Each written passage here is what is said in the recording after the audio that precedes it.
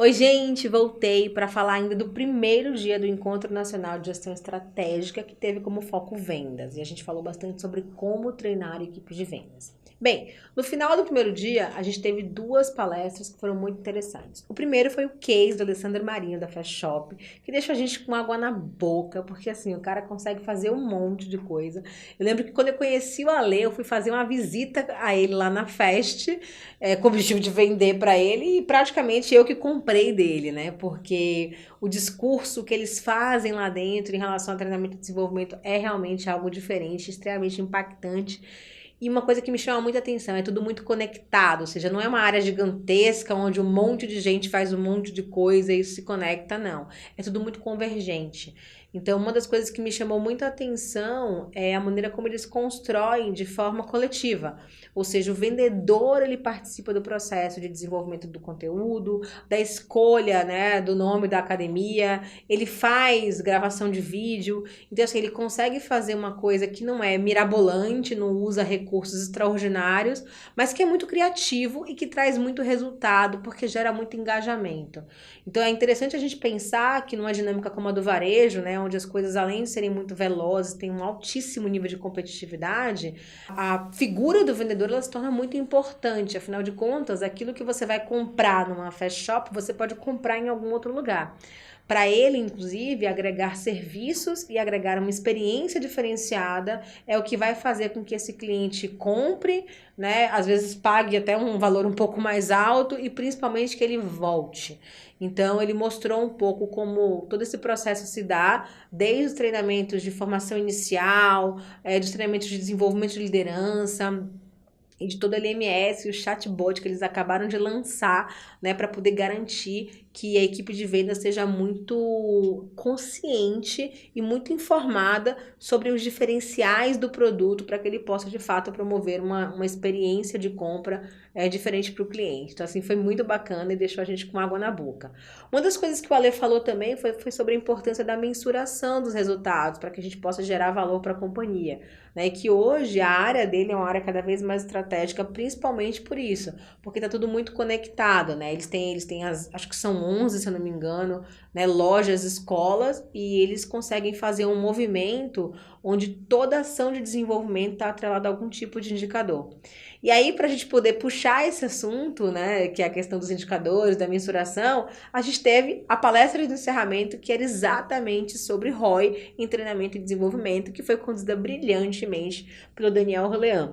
O Daniel Orlean, que ele é cofundador da Ferolab, ele é CMO da Biz Capital, que é uma fintech, e ele é vice-presidente de marketing do Flamengo, ou seja, uma pessoa com um currículo bem diverso e que começou a palestra fazendo exatamente essa conexão, mostrando todo o sucesso que ele teve em sua carreira empreendedora e dizendo que tudo isso tinha a ver com o fato dele e dessa equipe dele ser tarada por dados, né? Então, desde quando ele e seus dois sócios fundaram a sua primeira empresa lá na PUC até transformar numa Ferolab, né? Desde a Biz Capital, que é uma fintech que acabou de receber um aporte de milhões, né? E desde toda a mudança que ele está promovendo no Flamengo, ele mostra pra gente que tudo isso foi possível graças ao fato dele o tempo inteiro planejar, mensurar, aprender com erro, fazer de novo e fazer melhor, né? Então, assim, ele fez essa conexão para poder trazer isso para a questão do ROI.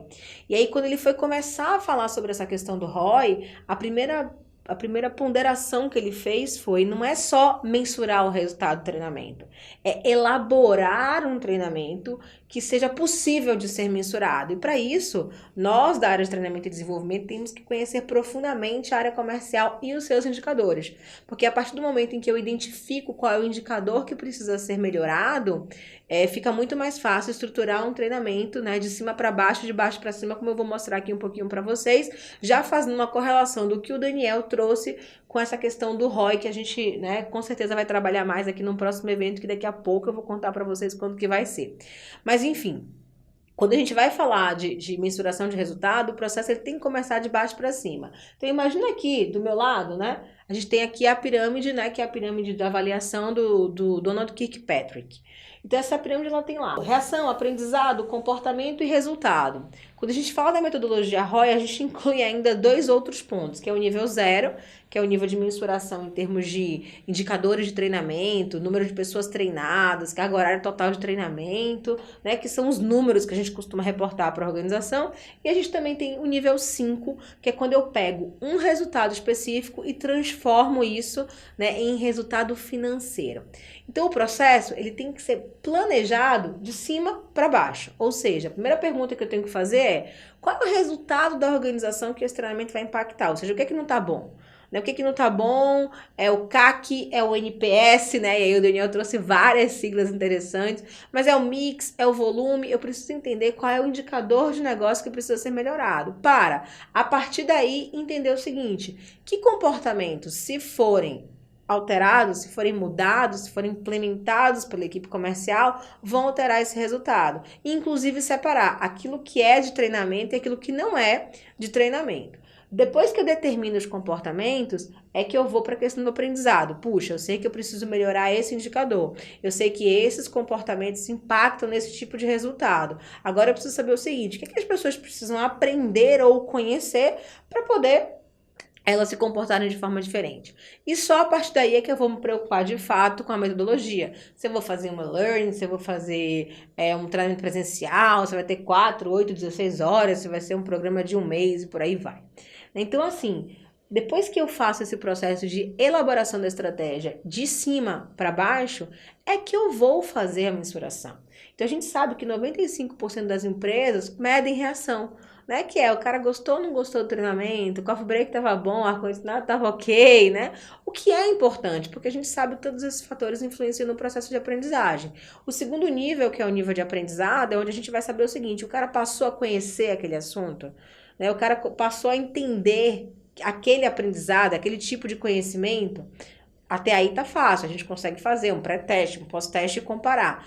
A coisa começa a complicar na hora de falar um pouquinho de comportamento, que é o seguinte: esse cara passou a implementar aquilo que ele viu no treinamento, e aí eu tenho que buscar uma série de recursos que me permitam fazer isso. Então eu posso perguntar para o gestor, eu posso perguntar para o próprio cara, eu posso ir a campo, né? Eu posso pegar formulário de acompanhamento de coach, eu posso entrevistar cliente, eu tenho que identificar quem é que pode me dizer se aquele comportamento mudou ou não, porque é isso que vai facilitar a minha vida na hora de provar que este resultado é meu, porque vários outros fatores podem ter influenciado na melhoria daquele resultado, mas quando eu consigo atrelar o comportamento à mudança do resultado, eu consigo trazer isso para a área de treinamento e desenvolvimento. E a partir daí é que eu vou entender qual foi o impacto que aquela mudança de comportamento teve no resultado, para a partir daí a gente fazer o cálculo de ROI, onde eu vou pegar todo o investimento que foi feito no treinamento, eu vou diminuir o ganho que aquele treinamento proporcionou, menos o investimento, para poder chegar aí no percentual que me diz o seguinte: quanto daquele investimento retornou para a organização em resultado. Isso é o ROI. Isso não significa também que a gente precisa fazer isso em todo o programa de treinamento que a gente aplica, mas é importante que a gente mensure os resultados, que a gente consiga verificar o impacto. Então o Daniel, ele começou contando, mostrando o quanto faz diferença você acompanhar os dados.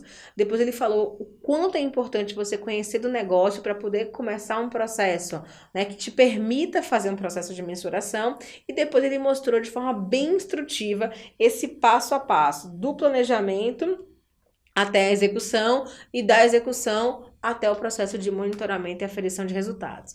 Esse foi um tema muito interessante. Acho que 1 hora de palestra foi pouco para que a gente pudesse explorar tudo, tanto que em breve eu vou divulgar para vocês um evento que a gente vai fazer só sobre ROI para treinamento comercial. É isso, gente. No próximo vídeo eu vou resumir aqui como é que foi o segundo dia, né, para a gente poder finalizar aqui a nossa série sobre o Encontro Nacional de Gestão Estratégica que teve nessa edição Foco em Vendas. Até mais!